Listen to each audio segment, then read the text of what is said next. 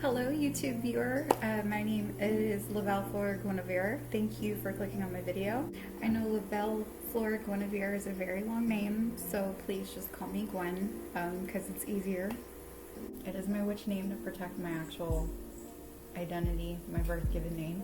I have not come out of the broom closet yet to personal friends and family, so I am wearing a wig and a crap ton of makeup, but I'm sure I'll probably be recognized anyway. But sobriety and witchcraft, spirituality, sobriety and witchcraft. Try to say that 3 times fast. But anyway, last Friday was Beltane, so my witch community. I hope it was a good one. I hope you're still celebrating. I hope y'all found ways to celebrate during this crazy time in the pandemic, which is kind of what's inspired this video and me getting out of my comfort bubble. But yeah, it's a crazy time. Me personally, I'm still choosing to stay at home. So there's been a lot of mixed personal feelings about it. But I'm just trying to do my part for those that I love. And even though some places are easing off the regulations a bit, I know the economy is not good right now. I know people have to work and we all have to make a living. I respect that, and I respect everybody who's been working very hard. My mom is still an essential worker. She is working at Home Depot. She's been working there for maybe the last 11 or 12 years. So, and she is in the high risk range because she is in her 60s. So I do worry about her, but she's very strong bird. So, and she uses a lot of holistic ways to protect herself. So something's working. I do advise, like with the way this pandemic is going, you do what you feel that you are comfortable with, because I have noticed a lot of people trying to put their own or push their own personal influence on trying to make somebody do something, and it's been kind of a very uneasy time, and I've noticed a lot of hostility. I have become a hermit through this time and flying under the radar because I am so empathic that I just don't want all that energy to come at me, and it's kind of hard. It is really hard. So don't let anybody influence your take on your own personal ideas, because we're all over the place and that is okay. So before I dive in, I did want to let you know what types of content I'll be posting in my other posts. So if you find this interesting, I'll be doing tarot and oracle card readings. I'm sure people that you are following that read tarot and oracle in groups, that is the style and the format that I'll be doing. So I'll be doing like a week ahead spread, and also a month ahead spread. And what else? So I'll have those posted on Sundays early, so get your day started, because you follow so many people that do readings and you're like, nothing didn't resonate with me, and then maybe an hour and a half, 2 hours later, you're still kind of looking to see what card reading resonates. Yeah, I know you, because I've done it too. I will also talk about my personal experiences in recovery and a 12-step program. I am an alcoholic. I have been sober. This coming July will be 3 years. Yeah, I should probably knock on wood for that. Covering alcoholics, addicts, those that are concerned for their loved ones that are facing addictions. You guys are all welcome. I love this community because for us addicts, alcoholics, whatever addictions or personal afflictions that you've been dealing with, we are very strong people. Let me tell you, we are working on ourselves to better ourselves and feel worthy, but it's not about feeling worthy for other people. It's really for finding that self-worth in ourselves, because we felt like crappy, shitty people for a very long time, and we are not. We're just trying to make ourselves better. So if you're struggling, I really hope that my experience brings you some sort of hope and the belief that you are worthy, because there's a lot of people who die from the different addictions, and it's a shame. I get it, because I've been in that dark place before. You are loved, and everything that someone does for you, even though it might not feel like it right now, it is because they love you. I will love you even though I don't know you. I will love you until you start loving yourself, because that's what got me through. So, and this is really about finding your inner happiness and spreading it to those that are around you and love you.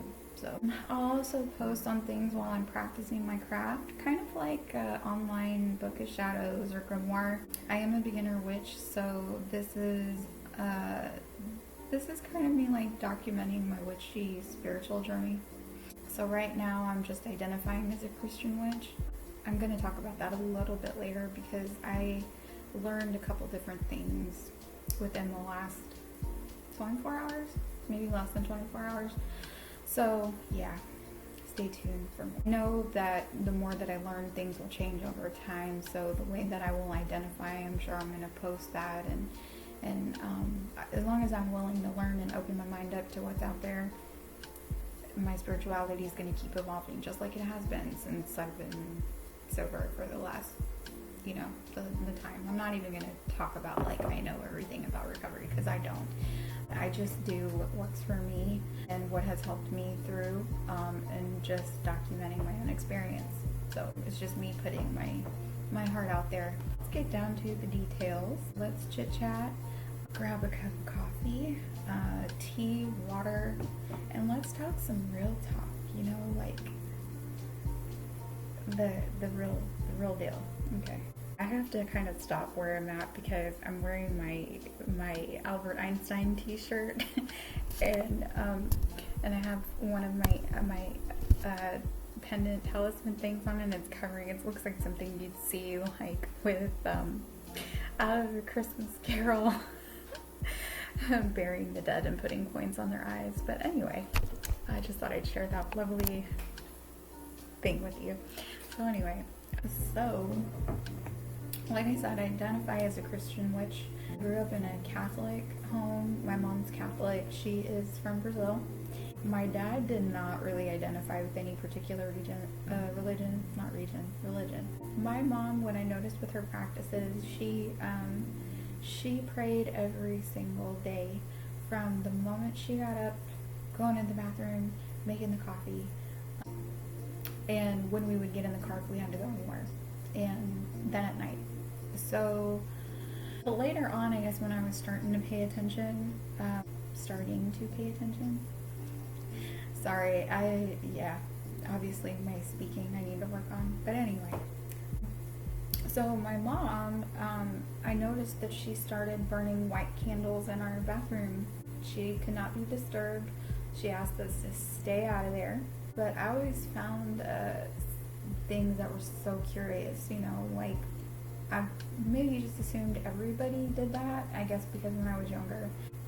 My mom would sometimes take the candles, break them apart, and flip them upside down, scribe names in them, things like that. And then later, as I was becoming more aware, it was from candles to her helping me with the ritual baths, because she assumed something got a hold of me and I was hexed or something and I needed the cleansing. So I love you, Mom. Thank you. Then also like a little sheets of paper with somebody's name on them and putting them in the freezer. I think we had a lot of names in our freezer.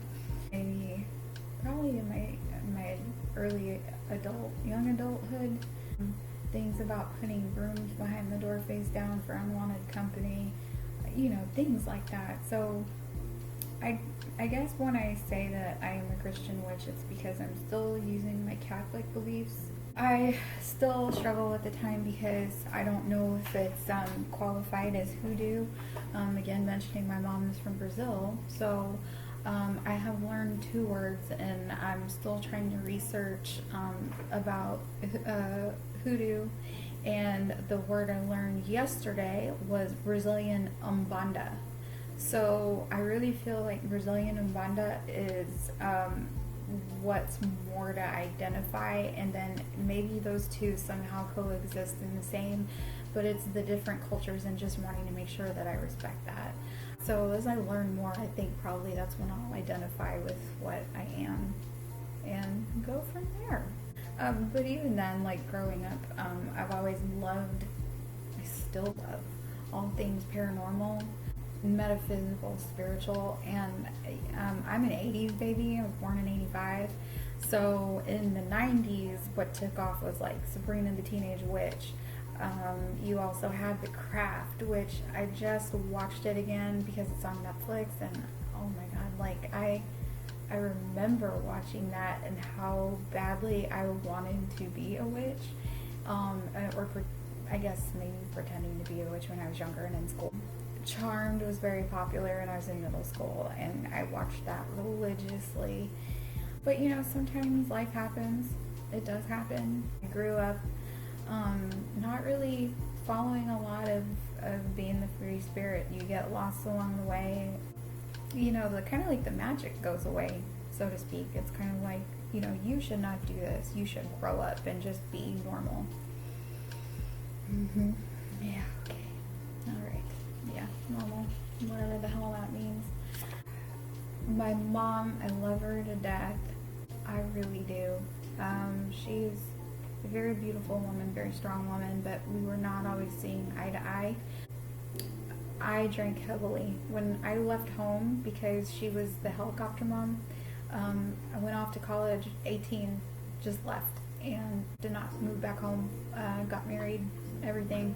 It took my father, because there was a 20-year age difference with them, and my mom, I guess when she was practicing and very she's a God-fearing woman, I guess in order like to discipline, she would use kind of like God is like the say-all be-all, and so if I was acting a certain way, she'd use it as discipline, and she'd be like, you know, you are acting so rude, God is going to punish you for being a disrespectful daughter.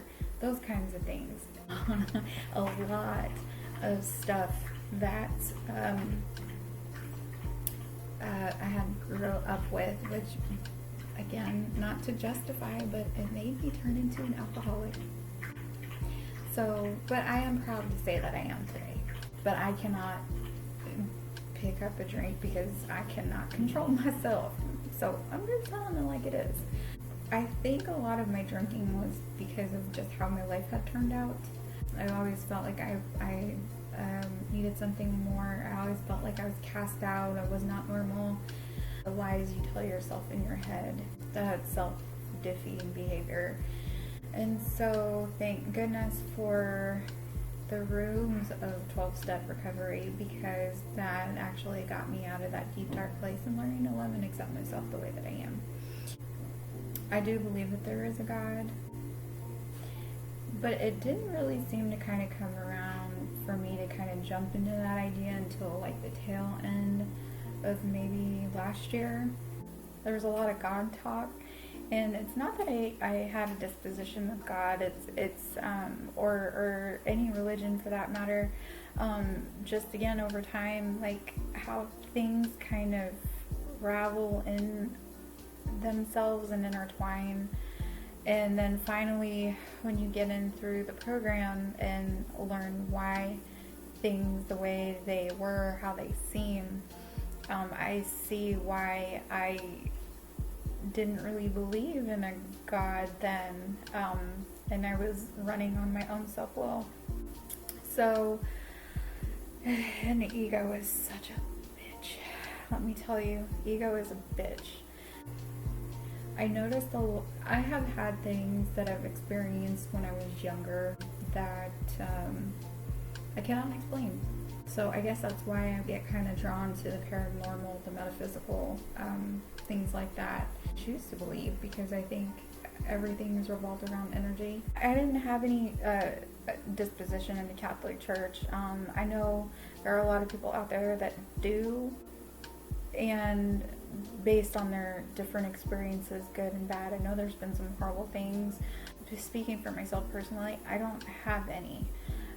Yeah, and so I guess that's how I kind of got away from the religion later, and getting into my addiction, I'm like, well, I know I'm going to hell anyway, so I might as well just light that cigarette and just burn up what's behind me and just walk away. You know, that kind of thing, that very epic scene kind of thing, because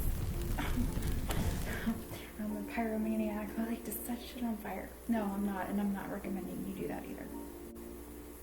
I am married also, and my husband, he is an atheist. I will not say his name. Probably won't post him very much on here because he still doesn't get all this. His views on a religion or organized religion, he doesn't really go for at all from his experiences growing up. And I respect that. I love him just for who he is. But somewhere down the line, I guess, because we've been together for a very long time, I respect what he believes in, and I think when he gave his opinion as far as religion, I could kind of see where he was coming from, and somehow my mind just intertwined with that and said, you have a valid point. So I didn't really give like second thought about religion, and at that time it really wasn't important to me. So here we are in me, I guess, being a high bottom drunk, losing things that I felt that were very important to me, including my marriage. And we had just celebrated 8 years of marriage. We've been together for about 18. I thought maybe I was going crazy.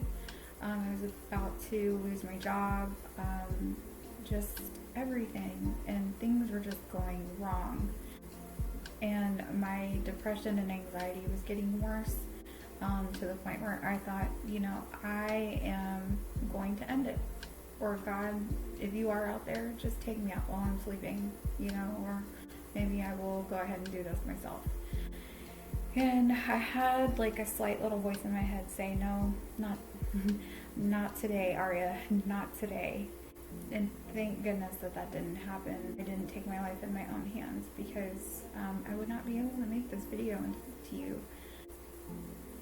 Yeah, so this is pretty cool. So I go through the 12-step program, finding a God of my understanding, and later on, with the sponsor I was working with at the time, we kind of hit like a gate. And I guess to explain about sponsorship a little bit more, because people have different takes on sponsorship. My belief is that the sponsor is no better than the person that you are. This person could have gone through the 12 steps just as fast as the founders had and sponsor someone within weeks or in months, as long as they've gone through all 12 steps of the recovering program. With sponsorship, it's almost like if you're trying to switch out sponsors, it's almost like a breakup, I guess. It's never easy to do. It could always go like one or two ways. Personally, for me, it worked out just fine. I am still friends with this lady to this day. I still work with her in a nonprofit that she is so passionate about, and she's doing so many good things for this community that we're in this city that we're located in, and she's concerned about our youth. We were both on different levels, and I felt like I was lacking something in my program, and so I kind of felt like changing things up a bit. So I have a person that I met in the program. I do have a little bit more time than she does, but I really liked what she had, was that spiritual connection with her higher power. I wanted that. I felt like something was lacking, and I wanted to try to see what she was doing. And here we are today. I've noticed as the longer that I've gotten sober, the more empathic that I am, the more intuitive that I am, and things that are happening that I just cannot explain, okay? Thinking that I was crazy, I know that I'm not crazy. It was just having to sit, look at it, research it, and then not be afraid to explore and finding other people. So there's a lot of things I do, like divination, with tarot, things like that, things that I'm looking into and incorporating it into my own spiritual beliefs that might not rub people off, rub people the right way. Right now, currently, I'm just kind of struggling with if I want to change sponsors. Because lately, since with this pandemic, there have been a lot of things that have been stirring up in me that I'm losing a lot of my peace and serenity. And it's not really revolving specifically to the pandemic. Like, I understand, like, we cannot live in a world where everything can be good. There has to be a balance, which is why I feel like with the spirituality of a witch, we understand that there's a balance. There has to be. There is dark and light. There is the good and bad, or the good and the ugly. You know, you have to have that yin and that yang for things to flourish and experience and grow. So sometimes that's why we have like terrible things happening. It comes out better in the end, and then as we sit and reflect, which a lot of us really don't do, but I have been taught to do that and take a step back and look at it. You know, it's pretty interesting to see the after effects and be like, wow, this is really magic. It's magic. So with my sponsor currently, she is a very big Christian. It looked like she was trying to get, she is kind of in the metaphysical realm, but she does focus on her chakra, spiritual, and really heavily into her church fellowship. So, and really I look at it like this because the program had, the 12-step program had kind of opened the door of, you know, you just work on your spiritual toolkit of looking at how you want to be as an individual and a human being, following all those 12-step guidelines to kind of have like a moral compass, I guess. And then the religion comes later. You can either go dive back into the church or, you know, just kind of pick what works for you. And that's kind of like what's been working for me. There's not a lot of people who, I guess in my home group, that really don't say what they are in religion, because we try not to impose what is the right or wrong religion or what God you should pray to. You can look at God as good, orderly direction. Our atheists in 12-step recovery, but I have yet to find witches in recovery. I would like to meet some more, because right now this is just a very interesting time, and I guess being a solitary witch, it can be lonely at times, especially since I don't drink. I know most do. That's okay. That's just your cup of tea, and that's okay, bro. So yeah, it's kind of a hard time just trying to intermingle and how to see how everything fits. I have a sponsee of mine that I love dearly, and we got in this conversation, and again, it revolves around the program and our own personal beliefs. Last week, she had called me because she had been calling me several weeks prior, and she was concerned about one of her fur babies. She had asked me, she knew I was reading tarot and oracle cards, and she wanted me to do a reading for her dog. And for a second, I was kind of like, we cannot put all the stakes on this dog's life on cards, you know, but I was willing to get outside of myself, and if I thought that that's what would help her kind of explore and examine, I'm not going to tell her no. I went ahead and I did it, and as much as I wanted to believe that that dog had a good few years left, the cards did not say that. And the more that I work with that type of divination with tarot and oracle cards, they do not lie. You know, something resonates.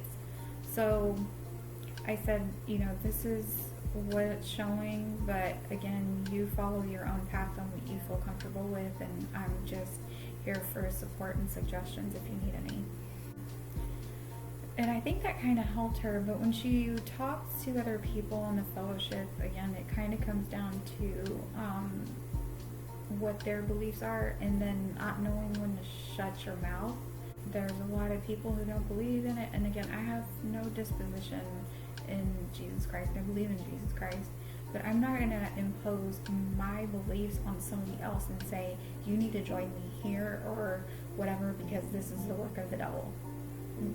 It's not.